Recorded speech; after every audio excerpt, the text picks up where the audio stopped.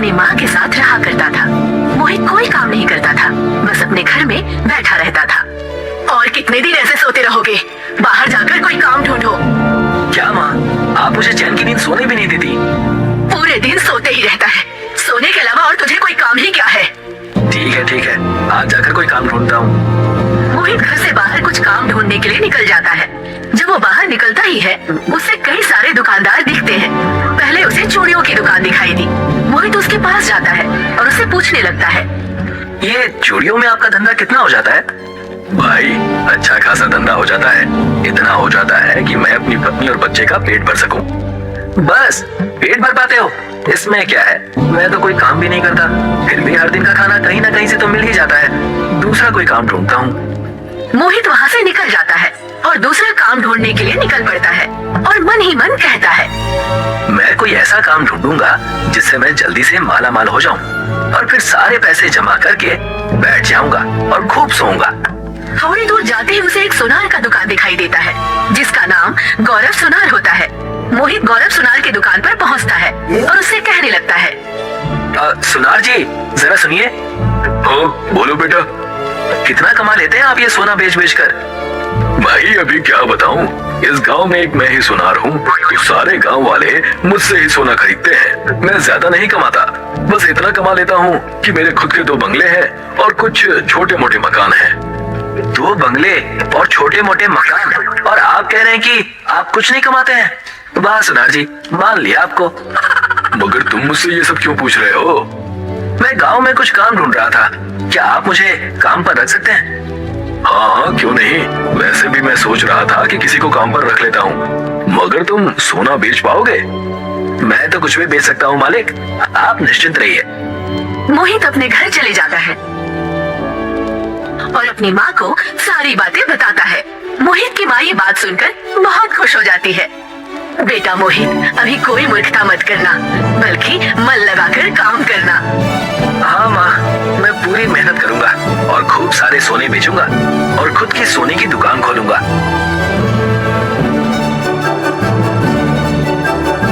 अगले दिन मोहित अपने काम पर पहुँचता है और गौरव सुनार सारे सोने के भाव उसे बता देता है और कहता है, जितना ज्यादा सोना तुम बेचोगे उतना ज्यादा मुनाफा तुम्हें मिलेगा, तो खूब सारे सोने बेचने में तुम लग जाओ। दोपहर का वक्त हो गया है और गौरव सुनार का खाना खाने का वक्त हो जाता है। सुनो, मैं खाना खाने जा रहा हूँ, जब तक मैं आता हूँ तब तक ये दुकान संभालो। जी, आप बिल्कुल चिंता मत कीजिए।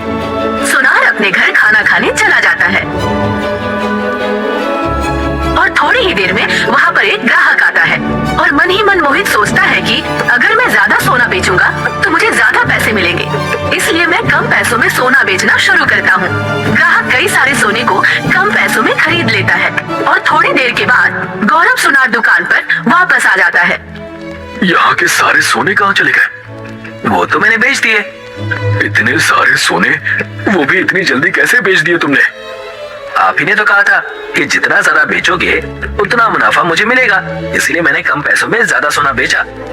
क्या? अरे मूर्ख, ये तुमने क्या कर दिया? इतना बड़ा नुकसान! निकल जाओ अभी, निकल जाओ यहाँ से। गौरव सुनार उसे अपने काम पर से निकाल देता है और दुखी होकर जंगल की तरफ निकल जाता है। ये सुनार अपने आप को समझता क्या है? हाँ? देखना, मैं भी एक दिन सुनार की दुकान खोलूंगा। वो जब ये कह रहा होता है, तभी वहीं पे एक संत उसे आईने लिए हुए खड़े मिलते हैं और उनके पास जो छड़ी और आईना रखा था वो सारी चीजें सोने की थी। क्या हुआ बेटा, तुम इतने परेशान क्यों हो? संत जी, आज मुझे मेरे मालिक ने काम पर से निकाल दिया, इसलिए मैं इतना परेशान हूँ। कोई बात नहीं बेटा, ये जीवन ऐसे ही चलता है, कभी खुशी और कभी गम, यही असल जीवन की रीति है। जी, आप शायद सही कह रहे होंगे, ये आईना बड़ा ही अनोखा दिखाई पड़ता है। हाँ बेटा, ये आईना और ये छड़ी हमेशा मेरे साथ रहती है। ये कोई ऐसा वैसा आईना नहीं है। अगर इस आईने पर होकर सूरज की किरणें जिस किसी भी वस्तु पर पड़ती है, वो सारी चीजें सोने की हो जाती है। ये सुनकर मोहित आश्चर्यचकित हो जाता है और मन में सोचता है कि अगर मैं इस आईने को चुरा लूं तो आराम से कोई भी चीज सोने में बदल सकता हूँ।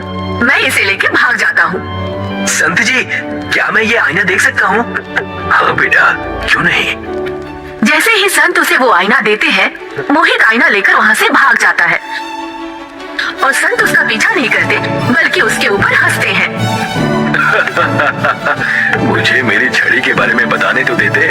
छोड़ो, तुम वापस जरूर आओगे, मैं जानता हूँ। मोहित उस आईने को लेकर घर आ जाता है और उस आईने को छुपा देता है। कल सुबह उठकर सूरज की किरणों से कई सारी चीजों को सोने में बदल दूंगा और खूब पैसे कमाऊंगा। अगले दिन सुबह सुबह मोहित आईने को लेकर अपनी खिड़की के सामने रख देता है और दूसरी ओर वो एक खाली पानी का ग्लास रखता है। जैसे ही सूरज की किरणें उस आईने से होकर ग्लास पर पड़ती हैं, वो सोने का बन जाता है। अरे, ये तो सच में काम कर रहा है। अब मैं माला माल हो जाऊंगा, फिर मैं आराम से घर में पूरे दिन सोऊंगा। धीरे धीरे कर मोहित काफी सारी चीजों को सोने में बदल देता है और फिर उन्हें गौरव सोनार के पास बेचने चला जाता है। अरे, तुम यहाँ क्या कर रहे हो? इतना बड़ा नुकसान कराकर अपना मुंह मुझे फिर से दिखाने की तुम्हारी हिम्मत कैसे हुई? मैं तो आपके फायदे की बात करने आया था। मैं तो काफी सारा सोना अपने झोले में भर कर लाया हूँ और उन्हें आपको कम दामों में बेचना था। आपको तो मेरा मुंह ही नहीं देखना ना, तो मैं चलता हूँ। रुको रुको, क्या बात कर रहे हो? सच में तुम मुझे कम पैसों में सोना बेचोगे? बिल्कुल, मगर एक शर्त पर। तुम्हें मुझसे हर दिन सोना लेना होगा। पैसों के साथ साथ आपको अलग अलग प्रकार की छोटी वस्तु देनी होगी। जिस किसी भी वस्तु को आपको सोने की बनवानी हो। गौरव सोनार उसकी ये बात मान लेता है और सोने को कम भाव में लेकर थोड़े सामान मोहित को देने लगता है, जिससे मोहित सोने में बदलने लगता है। देखते ही देखते मोहित खुद की एक सोनार की दुकान खोल देता है और उसका नाम मोहित सोनार रखता है। मैंने तो कम समय में काफी पैसे कमा लिए हैं, मगर इतनी रकम काफी नहीं है मेरी पूरी जिंदगी का खर्चा उठाने के लिए। एक तो वो आईना बड़ा ही छोटा है, सिर्फ छोटी ही चीजें सोने में बदलती हैं। एक काम करता हूँ, एक बड़ा आईना लेता हूँ, उस पर इस सोने बनाने वाले आईने को इस्तेमाल करता हूँ। फिर बड़ा आईना भी सोना बनाने लग जाएगा और फिर मैं बड़ी चीजों को भी सोने में बदलना शुरू कर दूंगा। मोहित अपने काम से जल्दी ही अपने घर लौट आता है, जिस पर उसकी माँ उससे कहती है, अरे तुम इतने जल्दी दुकान से आ गए, तुम्हारी दुकान कौन चला रहा है? माँ, मैंने दुकान पर नए कामगार लगा दिए हैं, वो सब संभालेंगे। मैं तो घर आराम करने के लिए आया हूँ। बेटा, हम इंसान काम करने के लिए बने हैं, आराम करने के लिए नहीं। हमें पूरे लगन के साथ अपना काम करना चाहिए। मोहित अपनी माँ की बात अनसुना कर देता है और जैसे ही रात होती है, वो बड़ा सा आईना ले आता है और उस सोने के आईने को अपनी खिड़की पर रख देता है और उसके ठीक सामने उस बड़े से भी आईने को रख देता है। जैसे ही सुबह होगी, सूरज की किरणें सोने के आईने पर पड़ेंगी और इस बड़े से आईने को भी अपने जैसा बना देंगी। और तो और मुझे सुबह जल्दी उठना भी नहीं होगा।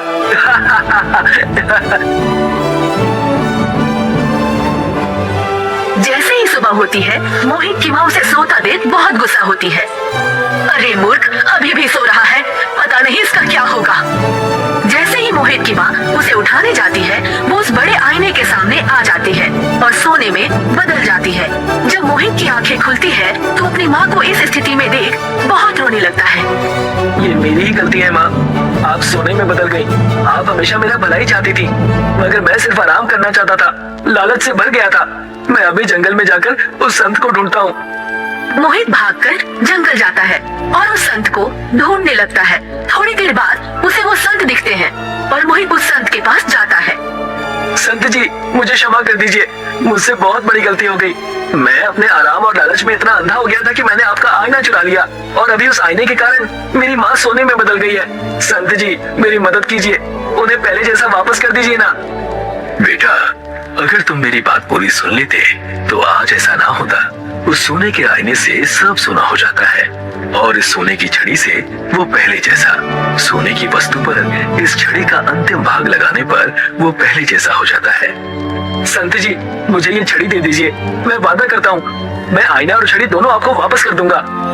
संत उसे वो छड़ी दे देते हैं और मोहित घर जाकर उस छड़ी से अपनी माँ को फिर से पहले जैसा कर देता है। माँ, मैं तो डर ही गया था। मैं आपसे वादा करता हूँ, अब से मैं पूरी नेकी और लगन से काम करूँगा। बेटा, मैं भी यही चाहती हूँ, तुम अच्छे से काम करो और फूलो फलो। मोहित संत को आईना और छड़ी दोनों दे देता है और संत उसे माफ कर देते हैं और आशीर्वाद देते हैं।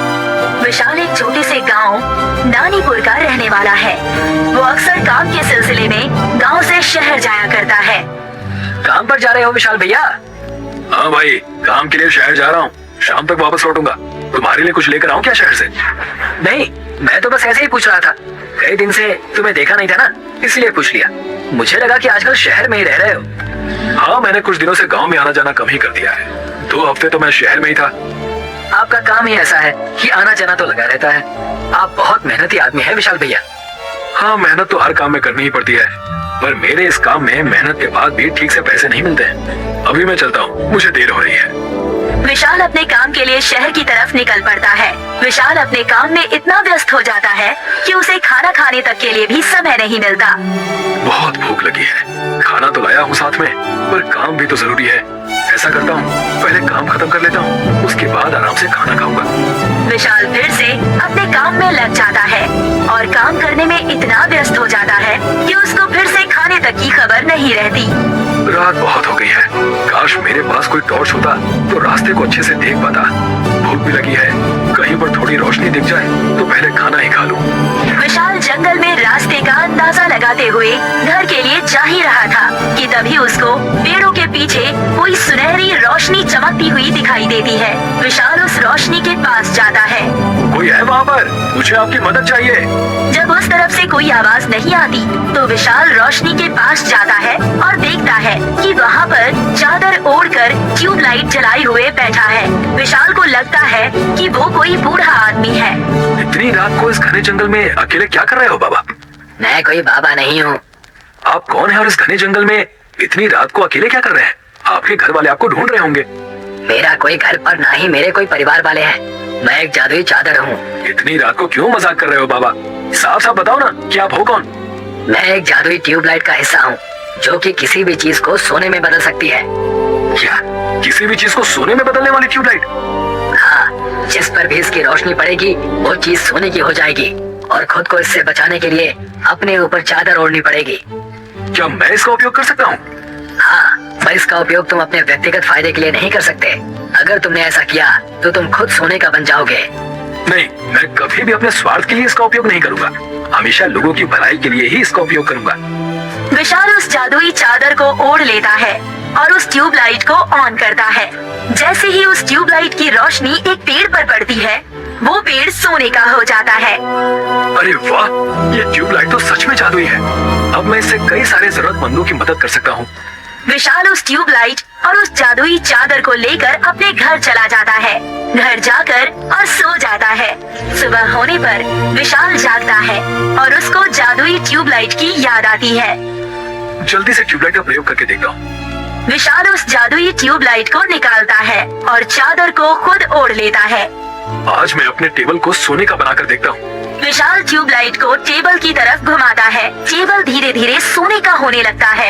ये देखकर विशाल बहुत खुश हो जाता है। ये हुई ना बात, मेरा टेबल सोने का बन गया। जैसे ही पूरा टेबल सोने का हो जाता है, विशाल ट्यूबलाइट को ऑफ कर देता है और जादुई चादर को निकालकर अलग रख देता है। वो सोने की टेबल के पास जाता है। विशाल उस सोने की टेबल को उठाता है और उसको बाजार में ले जाकर बेचता है। उससे मिले पैसों से विशाल बहुत सारे फल और खाने की चीजें खरीदता है। विशाल जगह जगह जाकर फल और खाना बांटने लगता है। जब सभी चीजें खत्म हो जाती हैं, तब विशाल अपने घर की ओर चला जाता है और खाना खाकर सो जाता है। अगले दिन वो अपने घर की कुर्सी को जादुई ट्यूबलाइट से सोने की बना देता है और उसको ले जाकर सुनार को बेच देता है। ये लीजिए सुनार जी, बताइए इस सोने की कुर्सी की आप क्या कीमत देंगे? ये तो शुद्ध सोने की है, कीमत तो इसकी ऊंची ही है, पर अभी मेरे पास जितने पैसे हैं मैं उतने ही दे सकता हूँ। बाकी के पैसे मैं तुम्हें कल दे दूंगा। ये लो तुम्हारे पैसे। विशाल सुनार से पैसे लेता है और आज भी इन पैसों से खाना और फल खरीद कर गरीबों में बांट देता है। ये लो भाई, खाना खाओ, ले लो, शर्माओ मत, मेरे पास और भी खाना है। आप बहुत दयालु है भैया। आज के जमाने में कौन दूसरे के बारे में सोचता है, और एक आप है कि दूसरों को खाना बांट रहे हैं। ये सब तो मुझे ऊपर वाला दे रहा है, मैं तो बस आप तक पहुंचा रहा हूँ। नहीं तो मेरी इतनी हैसियत कहाँ कि मैं दूसरों को खाना बांटूं। जो भी हो, आप बहुत अच्छा काम कर रहे हैं। भगवान आप पर हमेशा अपनी कृपा बनाए रखे। खाना बांटने के बाद विशाल अपने घर चला जाता है। अगले दिन जब विशाल जादुई ट्यूबलाइट से एक बाल्टी को सोने का बना रहा होता है तो उसको खिड़की से रघु देख लेता है और ये देखकर रघु के मन में खोट आ जाता है। अच्छा, तो ये खजाना लगा है इसके हाथ, कभी ये बड़ा दानवीर बनता फिर रहा है। विशाल के सोने की बाल्टी ले जाने के बाद रघु उसके घर में जाता है और वो जादुई ट्यूबलाइट चुराकर अपने घर ले जाता है। अब आएगा मजा।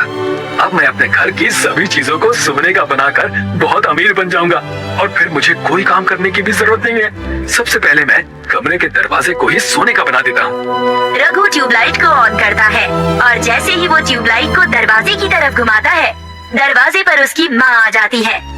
रघु बेटा, माँ इससे आगे कुछ कह पाती कि उससे पहले ही लाइट उन पर पड़ जाती है और वो सोने की बन जाती है। ये देखकर रघु रोने लगता है। माँ, ये क्या हो गया आपको? माँ, कुछ बोलती क्यों नहीं आप? रघु को बहुत दुख होता है कि उसके लालच की वजह से उसकी माँ सोने की मूर्ति बन गई है।